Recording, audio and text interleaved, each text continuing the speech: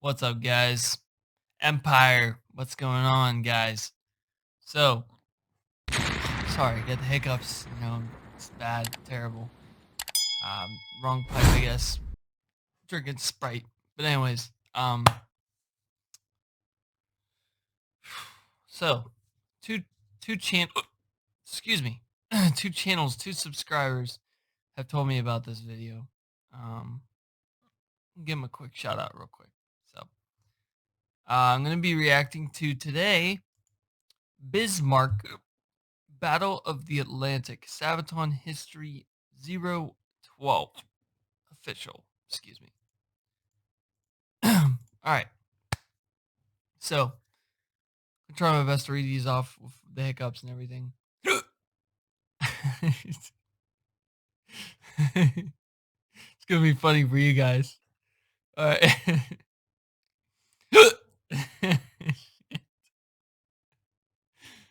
All right. Disaster 7317. Bismarck was indeed the king of the ocean. It was indestructible. It was like indestructible. It was so indestructible that the Nazis had to blow holes in their ship from the inside when the British got the Bismarck in a sitting duck position. Also recommend a few songs. Price of a Mile, live at Wacken 2019. Ghost Division live at Woodstock 2012.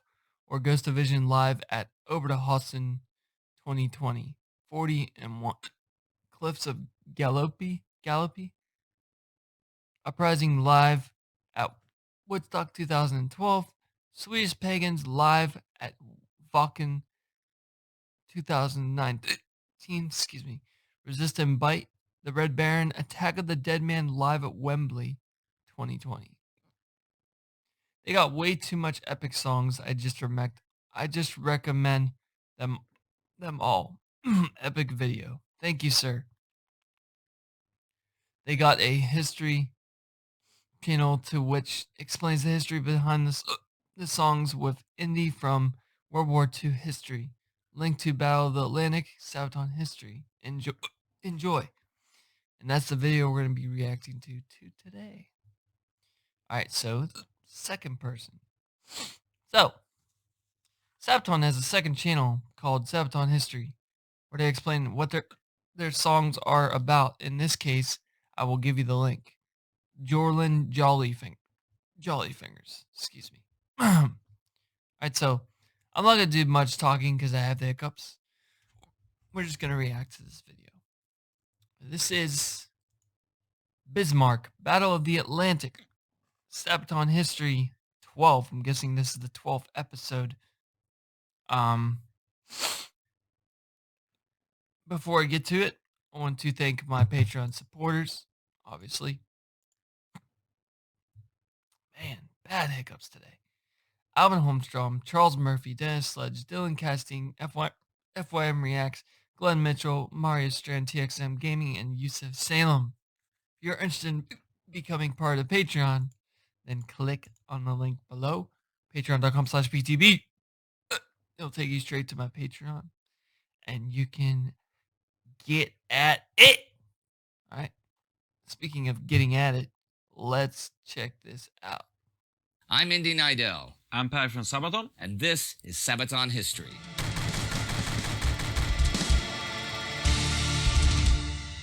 Germany's Bismarck was the largest battleship ever built, but of course, being the biggest means you're also the biggest target. And it was also one of the most requested songs that you guys wanted us to sing about. So we did. We'll get to the song in just a minute, but first, here's the story of the Bismarck.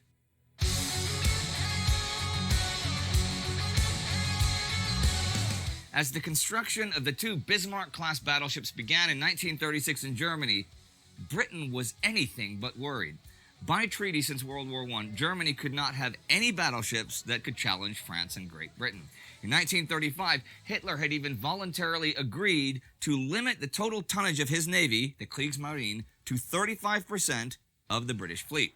However, the launch of the first new battleship in February 1939 showed that not only had Hitler disregarded the treaty, the Bismarck class was something the world had never seen. Christened Bismarck by the granddaughter of Otto von Bismarck, Germany's first chancellor, the ship was, like its twin the Tirpitz, 251 meters long and 36 meters wide, larger than anything the British or French had. Its 8 38-centimeter guns placed in 4 twin turrets were the biggest guns ever placed on a German warship. Additional... Wow. Okay. That's pretty damn big, man.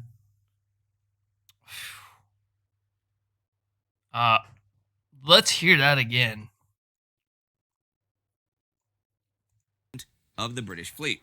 However, the launch of the first new battleship in February 1939 showed that not only had Hitler disregarded the treaty, the Bismarck class was something the world had never seen. Christened Bismarck by the granddaughter of Otto von Bismarck, Germany's first chancellor, the ship was, like its twin the Tirpitz, 251 meters long and 36 meters wide, larger than anything the British or French had. Its 8 38-centimeter guns placed in 4 twin turrets were the biggest guns ever placed on a German warship. Additional medium artillery and anti-aircraft guns completed the armaments, while its range-finding center was top of the line. But it was not just strong offensively. If it was to go toe-to-toe with French battleships, as had seemed the most logical enemy in 1936, it had to be able to withstand some hits without going down. The main armor belt was up to 32 centimeters of super-strong Wotan steel. Its double-walled hull could absorb the shock from a torpedo and disperse it around the hull. The transverse bulkhead was between 11 and 22 centimeters thick and was segmented into 22 compartments that could be individually sealed in case of flooding. Its 12 high-pressure boilers and its munition chambers had an additional armor strength of 8 to 12 centimeters. All in all, with 44% of its weight dedicated to defense, it seemed impossible that this ship could be sunk.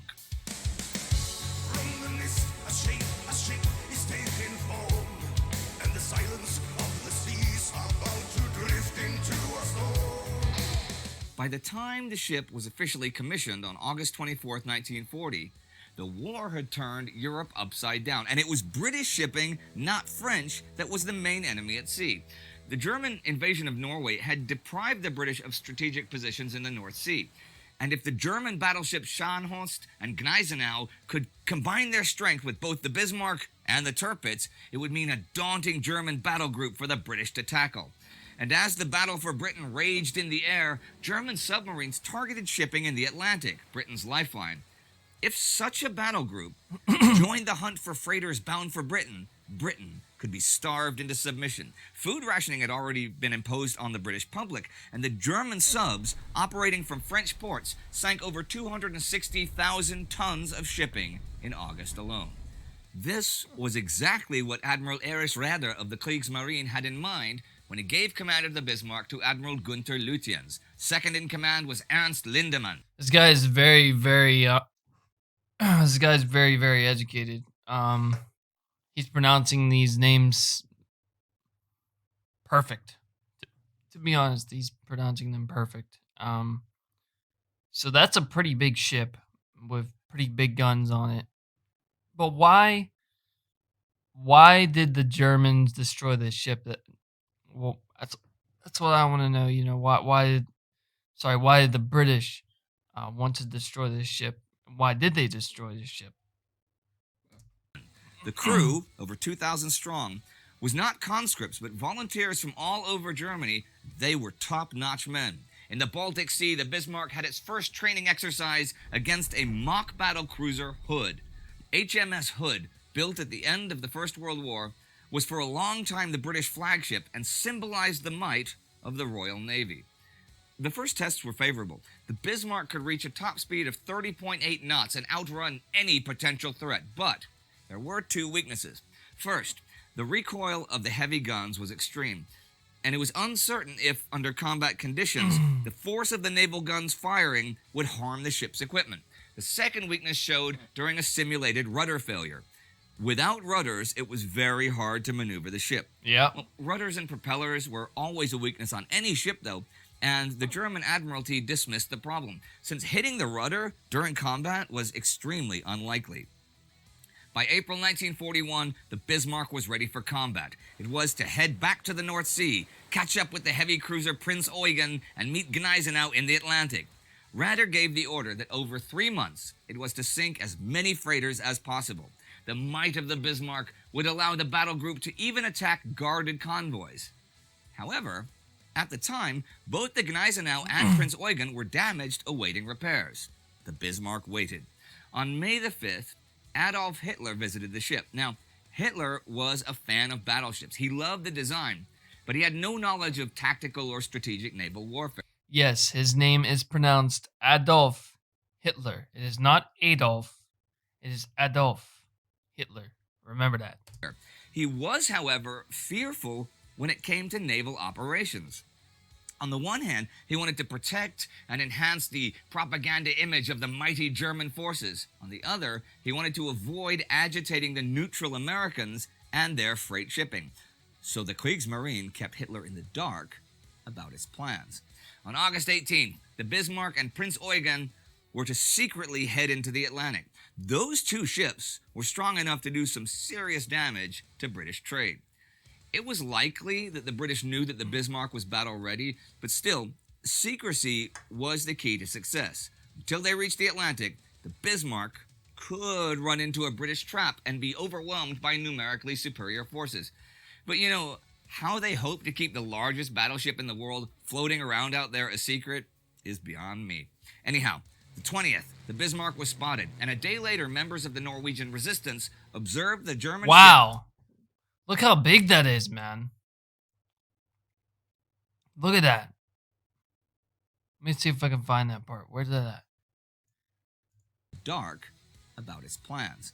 On August 18th, the Bismarck and Prince Eugen were to secretly head into the Atlantic. Oh, it's right here. It was likely that the British knew that the Bismarck was battle-ready, but still, secrecy was the key to success. Until they reached the Atlantic, the Bismarck could run into a British trap and be overwhelmed by numerically superior forces.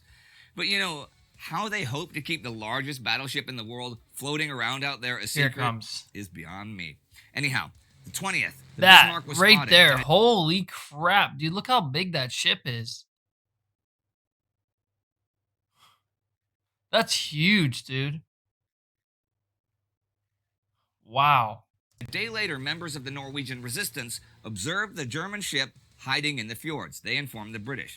Now, Admiral Sir John Tovey, aboard the new flagship King George V, was chief of the British Home Fleet. He was ordered by the British Admiralty to locate and engage the Bismarck. That ship was not to reach the Atlantic, period. Tovey could not, though, know the exact route the Bismarck would take. So he ordered Vice Admiral Lancelot Holland to take the Hood and make for Iceland with HMS Prince of Wales to cut off the most likely path. Back home, the Kriegsmarine informed Hitler about Bismarck's departure on the 23rd. Hitler was furious and wanted to recall the ship, fearing that the pride of Germany might be destroyed. But Raeder assured him that everything was fine, especially now that the German invasion plans for Crete were finalizing. Bismarck would keep the British from sending additional ships into the Mediterranean. Spotted again by the evening, two British heavy cruisers, the Suffolk and the Norfolk, had taken its scent. And I mean that quite literally. The Suffolk was equipped with a superior new radar system, and the heavy cruiser shadowed the Bismarck and gave its whereabouts to the rest of the British fleet. Bismarck also seemed to be pursued by bad luck. Not only could they not evade the new radar system, the first time they fired on the pursuing heavy cruisers, the recoil of the guns damaged their own radar system. So they had no idea what was heading their way. 2,000 men and 50,000 tons of steel set the course for the Atlantic with the Allies on the hill. It was the Hood and the Prince of Wales. The Hood had more guns than the Bismarck, but way less armor. The crew was also inexperienced because since the end of the First World War, it had not fired a shot in combat. The battleships closed in on each other. The first to draw blood was the Prince Eugen, hitting one of the Hood's munition chambers. Wow. And then, just as the Hood was turning to bring its aft guns to bear, the fourth salvo from the Bismarck. You would figure after hitting, sorry for hitting the mic. You would figure after hitting the munitions chamber, it would cause a fire on the ship, So I'm wondering if that's what's happened. Let's check it out. Smashed into it, punching through its armor and detonating inside the ship's main munition chamber. A moment of shock paused the battle as HMS Hood was engulfed by a giant fireball and split in half. The Prince of Wales returned fire on the Bismarck, damaging it, but was in turn itself hit, which destroyed the bridge and killed the officers. The Prince of Wales turned and fled. Admiral Lutyens decided not to pursue, but to check the damage on Bismarck. It had only received one hit, but was taking on water. One of the boiler rooms had to be abandoned, but more importantly, the foremost fuel depots were leaking. Lutyens evaluated his options. He had damaged the Prince of Wales and destroyed the Hood, a major victory. Indeed, it had been a lucky shot, and the battle had not lasted 10 minutes, but only 3 of the 1,419 men aboard the Hood had survived. But the Bismarck could not now reach top speed, and his fuel was lower than planned. Yep, Bismarck was always referred to as a he. Lutyens could return the way he came to Norway, or try to break through to Saint-Nazaire, France for repairs. That's weird. I'm sorry I'm pausing this a lot, guys. You can always watch the original video. You can go find it, Bismarck, Battle of the Atlantic, Sabaton history. Anyways, let me get to what I was about to say. That's the very first ship that I've heard of that is considered as a male gender. It's usually considered a female gender, like There She Blows or Queen Victoria. Queen Victoria was a ship. The Mayflower, the Santa Maria. They're just normally female, and then this is weird because this is like the first ship I've heard of that is considered male gender. He chose France. The death of the Hood was indeed a shock to the British public. Admiral Tovey was ordered to destroy the Bismarck with all ships available. Norfolk and Suffolk were still shadowing the Bismarck, but neither could slow it down. The only ships close enough to do that were Force H, HMS Sheffield, HMS Renown, and the aircraft carrier Ark Royal, with 18 Swordfish torpedo bombers aboard. Those biplanes looked like World War I, but could reach 100 knots, enough to catch the Bismarck. Lutyens was pessimistic about his chances, since basically the whole British home fleet was on his heels. Force H made contact with the Bismarck May 25th, but the Renown and the Sheffield were too weak to engage. 15 torpedo bombers did instead that night. Such small planes are hard to hit with AA guns, especially at night.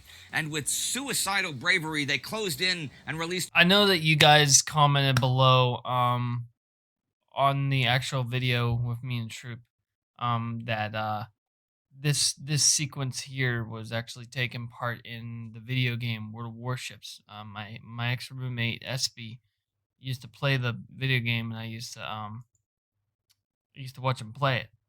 It looks like a cool game. But I'm gonna go back because I interrupted in mid speech there. I'm gonna try to stop pausing this. I'm sorry. This is a reaction. This is not. Oh, listen to the documentary. This is my reaction to the documentary. Did instead that night. Such small planes are hard to hit with AA guns, especially at night. And with suicidal bravery, they look closed how realistic in and released that looks. Torpedoes at 300 meters. The first torpedoes did minimal damage, but Bismarck was hit in the stern while making evasive maneuvers, and inrushing water blocked the rudder. Bismarck's Achilles heel had been hit. This guy really knows his shit, man. I like it.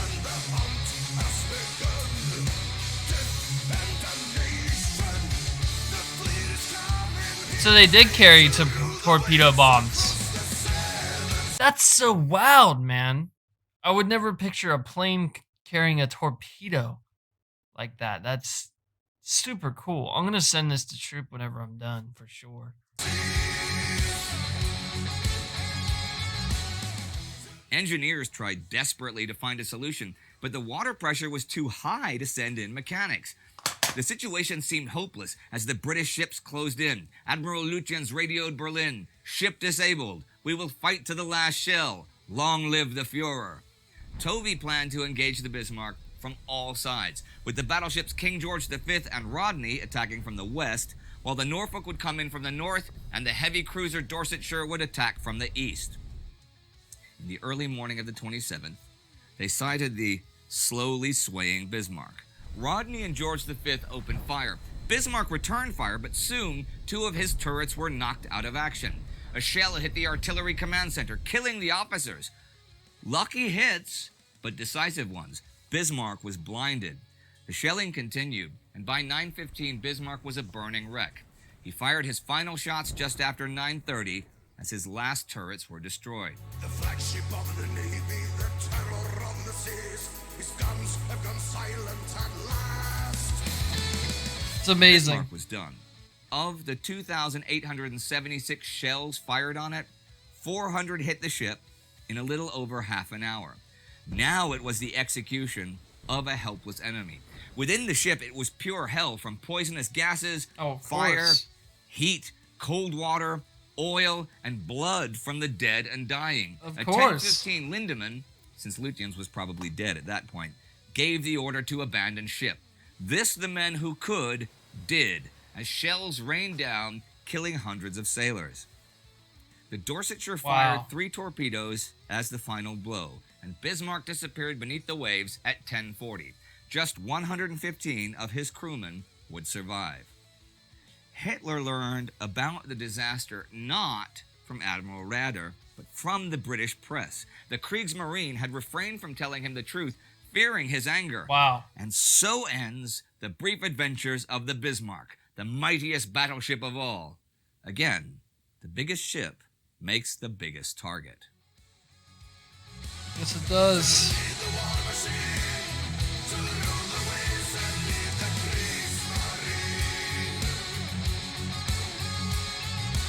So what inspired you to write about the Bismarck? Alright, we get a lot of requests from our fans. Ever since the album 2010, Coat of Arms, where we actually asked our So before we get into this, I want to say a few things. So I love history, obviously. That's why I'm doing this. You know, I want to learn more about this band. This is the first band that I've ever seen or ever heard of that writes songs that are literally about history. I feel like I could learn a lot from this band and a lot of the songs. I would like to listen to the song first and then delve into the history, either with me or me and Troop. I really don't think Troop would sit through this, to be honest, but I can ask him. I'm gonna send this video to him, obviously. But we're about to get into why they wrote the song, and how their fan base is writing the songs and everything. So apparently, I guess that's the drummer. Is that the drummer, I'm guessing? I'm not sure. And I'm pretty sure that's Floor Jensen's husband that's talking right now, getting ready to talk. And what was I gonna say? He talks about how the fans bring about ideas for songs. That's really awesome. It's really awesome for you guys to look at your fans like that. All right, let's continue and find out how the song was written and why it was written. But there is one thing I want to ask before I click play on this. I'd like to know if this band is ever going to write about the battle at Bunker Hill, because it's one of the famous battles in America that happened. I'm not sure if they write about battles all over the world or battles in Europe. But I'd like to see him write a song about the Battle of Bunker Hill and the whole Revolutionary War, Civil War stuff. I'd like to hear about the Cold War and Vietnam. If you got suggestions, man, leave them below, because I want to listen to these songs and watch these videos. They're very interesting. So what inspired you to write about the Bismarck? Alright, we get a lot of requests from our fans. Ever since the album 2010, Coat of Arms, where we actually asked our fans officially for the first time to send in ideas. I received over 10,000 ideas in just a short period of time. It took me weeks Wow. to go through. Because all of they'd it. write a whole story, not just Bismarck. They'd write, you should tell this story about this and this. Yeah, and, well, some people write you should write a story about Star Wars, and some people write a whole thing. you guys, Star Wars doesn't count as military history, even though it was a long, long time ago in a galaxy far, far away. When I go through them, Yeah. there's one of the stories that keeps popping up constantly, and there are so many people who want to hear the story about the battleship Bismarck. I like warships, I like naval warfare. Yeah. And for me, this was a topic that I really wanted to cover. We couldn't fit it on Carolus Rex, for obvious Right, yeah, reasons. okay. We couldn't really fit it in on the heroes, even though you could sort of maybe write it from the perspective of the sailors or something like this. Sure, but- If we would put it on the last stand, yeah, then maybe that would have worked, but we didn't cover it for that. And then we have the cooperation with the gaming company called Wargaming. And they have a game called World of Tanks where Sabaton has a tank inside. Cool. And they also have another game about ships. World of Warships. Yes, correctly. And they asked us if we had any song that would fit to this. And yeah, we do have the song Midway, which is about naval warfare. We thought, okay, this is a great opportunity for Midway. us Is actually that to write wait? Is Midway a name of the song? Because I'd like to watch that one. That sounds pretty interesting. something unique for this, because we felt this story we want to tell, and we can actually do it outside of an album to gain Right, more okay. focus on it. And we decided, we went to the studio and we wrote the song Bismarck, and we recorded it, and Wargaming actually helped us to produce a really, really awesome video for it. Because That's it is super the single. cool. That is so cool, dude.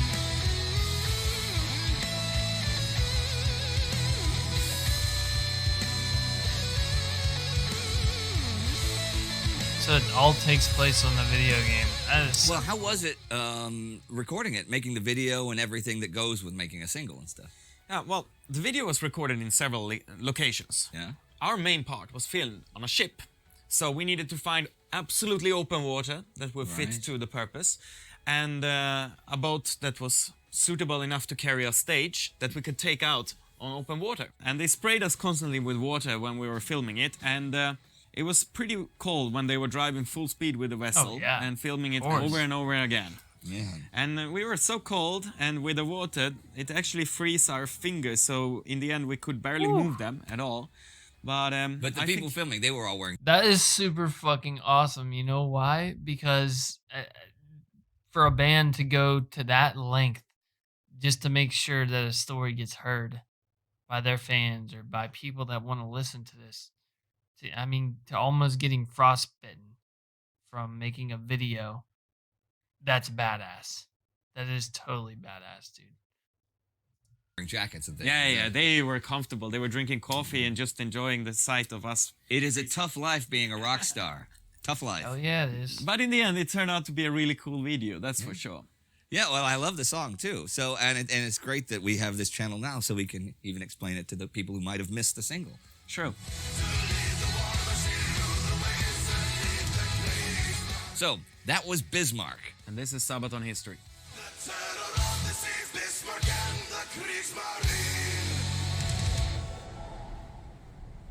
All right, thanks for watching, and don't forget to subscribe to the Sabaton History channel. Check Already out did, Indy's brother. other channels, and support us on Patreon, because that's what makes this happen. Already did, man. Already did. Wonderful story. I didn't support you on Patreon, but I have subscribed. I will definitely look into more of these. If you guys stay for the whole thing, first off, thank you very much. I know it's probably boring, because it's not me reacting to something, but it technically is me reacting to something. But it's not me banging my head and going crazy and listening to kick-ass music. But it's learning about history, And this is cool with me. This is really cool. I'm gonna be doing this with every single Sabaton song. So I'm gonna be reacting to a Sabaton song, and then I will go back and make another video reacting to the history video. If you guys enjoy this and want to see more of me reacting to these history videos and to more Sabaton, obviously, leave it down in the comments below. Really appreciate you guys staying for the whole thing if you're still watching. If you're still watching, I want you to do one favor for me. To know that you guys watched this whole video, I want you to put a 1 after the end of your sentence. Just so write a sentence, write a comment, put a period, space, and then a 1 to know that you watched this. I want to know that you guys watched this video. So a couple of things. We're gonna be featuring this band again, me and Troop or me, at whichever, Um, I'd like to get a marathon going with this band because this band seems like they could be a lot. Really, it seems like it could be um interesting, to watch and to listen to. On the comment on that 1. Now, if I premiere this live, which I'm going to premiere this live, do not write in the live chat a 1 and think it's good because it's not. You guys have to leave a comment down below the video and put the 1 there. So I need to know if you guys actually took the time out of your day to watch this whole video. All right, guys, I really appreciate your time. I'm awesome. This is awesome that I learned about something new in history I did not know about. I'm really sorry that I was not knowledgeable before I listened to the song or as I was listening to the song. But now I know. So thank you guys for watching. And this has been another PTB reaction, but without the special effects, obviously the headbanging. And I even got rid of the title, my border, because this is a history video. So thank you guys for watching. Peace.